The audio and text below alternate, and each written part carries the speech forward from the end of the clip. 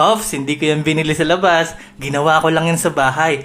Pati ikaw, kayang-kaya mo rin tong gawin. Basta sundan mo lang itong mga steps at mai-impress sila sa yung juicy, malambot, at malutong na lechon belly sa bahay. Madali pa to sa AC. Tuturuan ka ni Tipsy. Let's go! Yo, welcome to Pimp Your Food. Ito nga't nalalapit na naman ang mga handaan, gatherings, mga potluck. Ayan, syempre kung gusto mo magpa-impress, isa sa mga box office sa mga kainan natin mga Pilipino ay ang lechon. So simulan 1 kilo dito ng pork belly slab. Ayan, nilagyan ko lang ng slice sa meat side. Tapos napalimutan kong i-press yung record, pero ayan, na-season ko na yan ng asin, paminta at optional na Italian seasoning. Maglalagay din ako dyan ng syempre pangpalinamnam natin, no? Maglalagay ako ng seasoning mix of your choice. Naglagay din ako ng sinigang powder para may asim ng konti, di ba? Optional lang naman yan, pero subukan nyo, masarap yan. Huwag nyo kalimutang i-rub, no? Lalo na dun sa mga slits o hiwa ng ating meat sides para kumapit talaga yung ating seasoning. Tapos lagyan natin yan ng fresh na garlic, saka ng fresh na sibuyas. And then, ito optional lang din para lang may konting bango at anghang. Lagay ako ng siling berde.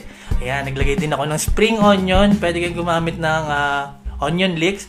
Tapos ito, para mabango at kapitang aroma ng lechon, naglagay ako dyan ng tanglad. Tapos yan, hindi ko yan irorolyo. Ayan, nakita nyo naman, i-flip ko lang, no? Ayan, hiniga lang natin siya. Ayan, sa ating mga pampalasa. Tawag ko dito lechon dapa. Ayan, hindi kasi siya nakaroll.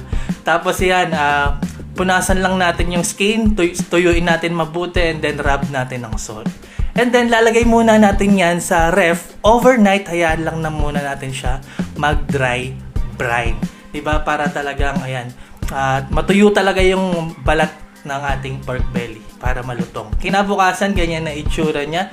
Ayan, yung mga excess na moisture, punasan ulit natin at nakita nyo naman, talagang tuyong-tuyo na ang ating pork belly. At ito na, simulan natin ang pagluluto.